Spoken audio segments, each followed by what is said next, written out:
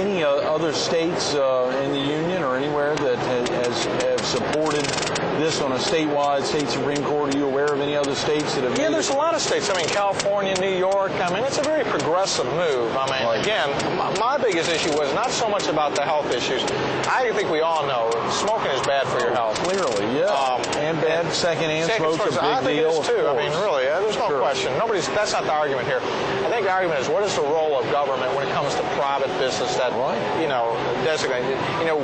We want to protect our rights, but then again, what about the rights of those people who do smoke? If there's an established place that allows smoking, right? And a lot of these businesses, their clientele is smokers. Absolutely. I mean, like a bar, like upstairs at Charleston Cafe. Oh, Charleston Cafe. Wow, yeah, big. Crazy. That's a great know point. That. Yeah. The Neil and Pam's you pointed out, or the bowling alley. Yeah. Surely part of the bowling alley you don't have to smoke in, but the other part, I mean, the folks need to smoke. Oh yeah, that's it's an addiction. Yeah. They need to smoke. So we'll see what happens. But everything else. Surfside has always been sort of a progressive community, and so we've gone ahead and moved with this legislation and see what happens. Those are hot topics, Bill. A lot happening. Of course, you're not only involved in the town of Surfside Beach, but on the countywide level with I believe the Airport Commission. You've been the chairman for years. Yeah, I'm the chairman of the Airport. Also your service with Combo and NISA on a regional basis, and even efforts statewide to get out. Are you from the upstate? Yeah, I am. I'm from Greenville, South Carolina. Great. What caused you to make the town of Surfside Beach home? Well, my family's always been coming down to Ocean Lakes. Really? I think everybody, if you Ocean live... Lakes Family Campground, yes. Is that right? Oh, Is that in Surfside or in the county? Well, it's actually just north. He's our neighbor to the north, and we love Mr. Jackson. I mean, he's great to the community.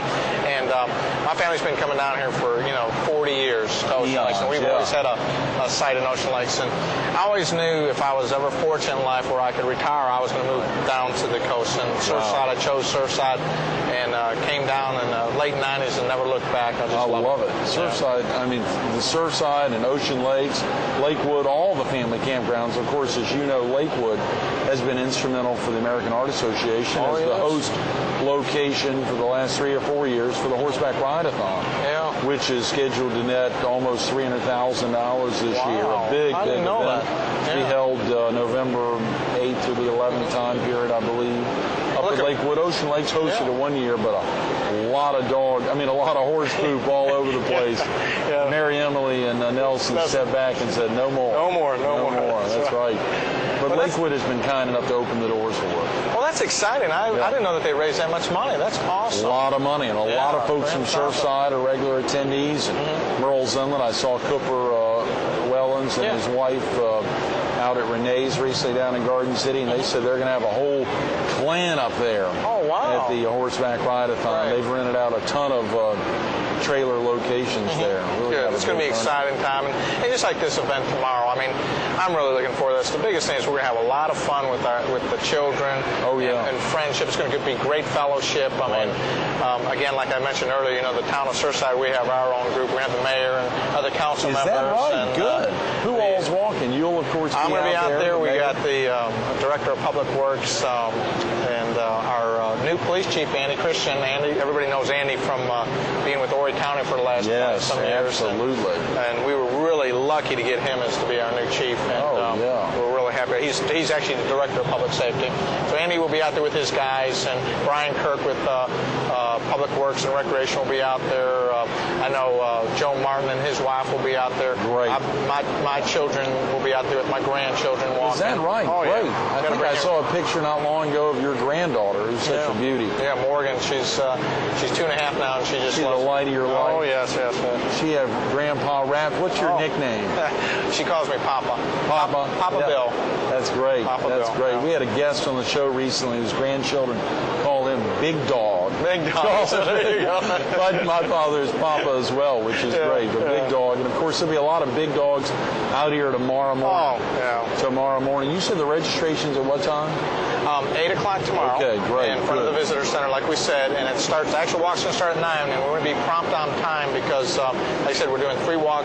We have to get through Ripley's Aquarium here on the first run, because at 9:30 they're blocking it off from 9 to 9:30. Wow. Okay. So we're expecting to have you out there. We want to see you yeah. Emma Claire and I, my 5-year-old daughter and I will be out here. Oh, great. And I believe there'll be a ton of other folks. You said more than 1,000 walkers are already signed up. Wow. So this is exciting because that's double from what we had last year. That is tremendous. Yeah. Earlier in the week, Mark Krul was promoting the phone number, the 282-2907, if folks wanted to call. Right. Really, there's no need to call. The opportunity is to come on out tomorrow morning, just be here. And if you can't be here, you can call after the fact, or as you said, go online to start waccamawsc.org. Right. Yeah. Make donations online, which can happen at least until the end of the year, if not even later. And the good news is it looks like the weather's will be good for us tomorrow. Should be great. So, but rain or shine. Rain or shine, we're all out here. Folks can be out here, all the folks. I think there's been some T-shirt competitions as well. Dean talked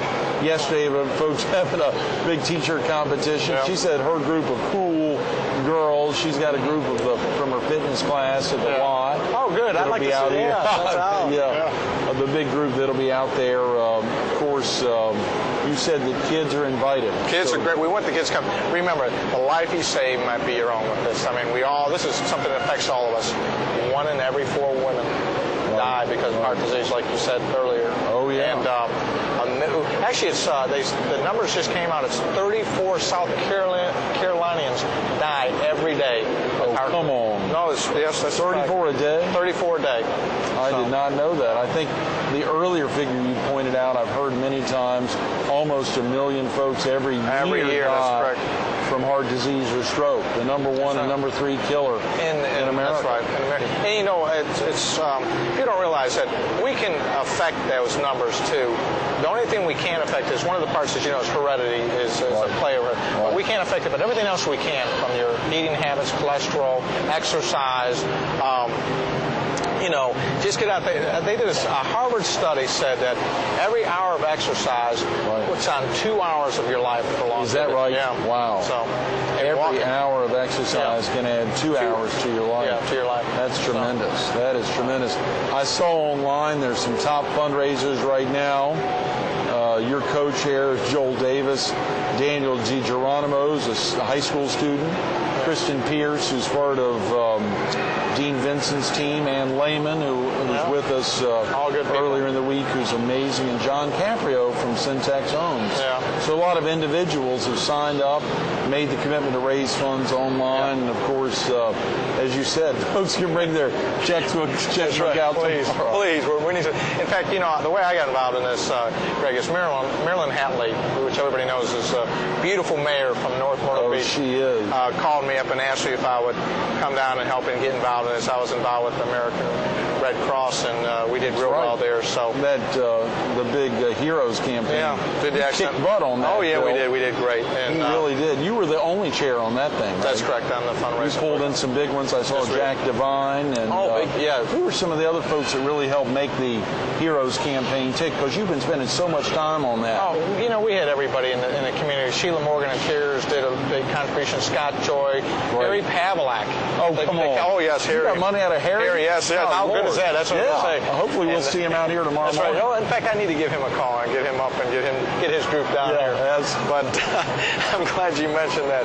But yeah, I got a call at the last minute from Maryland saying, listen, they want to try and get this goal of $275,000, so we need everybody involved. And that is a ton of money, Bill. It is a ton of money. With people like you helping us and getting the word out and stuff, hopefully we'll be able to get up there. That's a very optimistic number.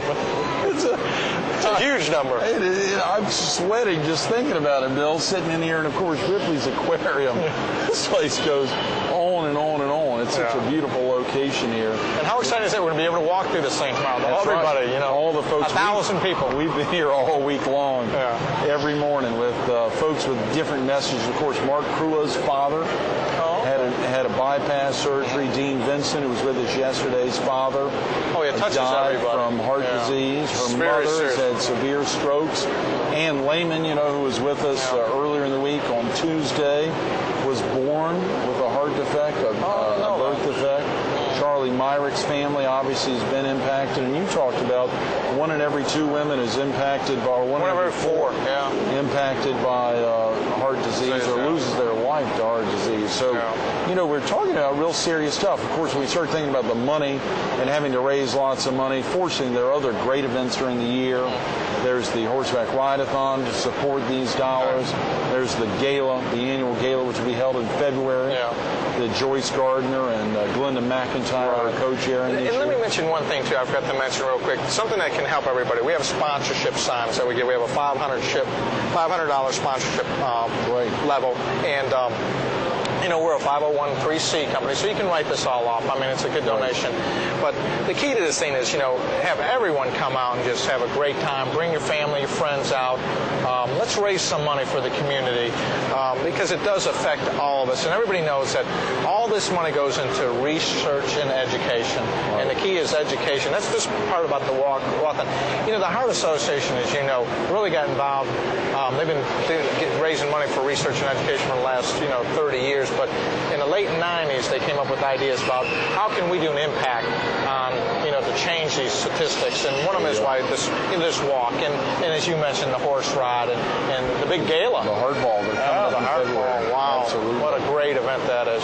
Children in schools have the Jump Rope for Heart. Yeah. Folks are working out, Bev, McMillan, all out over this community, over the 13-county area, getting folks out to, and of course for you, Bill, has your family been impacted by heart disease and stroke? I've been very blessed. No, it doesn't run in my family. My father's 85 and he's still strong as a horse, and I've been blessed there. So that's great. But it has. I know I have a lot of friends that have been impacted by it. Absolutely, it's a good reason to get you out. Thanks so much for being with us this morning. I appreciate it. You're always a pleasure to see you. Thank you. Stay tuned to more Carolina People. The Honorable Bill McKown coming up next. Share your story. Tomorrow's the chance. You got it. It's coming up 8 a.m. The registration. The walk kicks off at 9. We're right over there at Broadway Common. Right at the Visitor Center, there's a ton of bouncy houses and activities going on for kids. You don't have to get a babysitter. You can get out here and share your story. The difference you're making day in and day out to fight heart disease and stroke. Whether it's bringing a checkbook, bringing a piggy bank, bringing whatever you can. Bring dollars out here for this cause. You heard Bill talk about it. 1 in 4 women impacted. Lives are lost day in and day out. Almost 1 million folks a year by heart disease and stroke. You can make a difference. Whether you're walking in tribute to somebody or walking for the residents in the town where you serve on the town council or the city council or any other effort you're making to represent a lot of other folks, you can be out here tomorrow morning. Bring out your grandchildren. Bring out your parents. Bring out anyone. Just get out here. Fight heart disease and stroke tomorrow morning at the 2007 Waccamaw Area Heart Walk.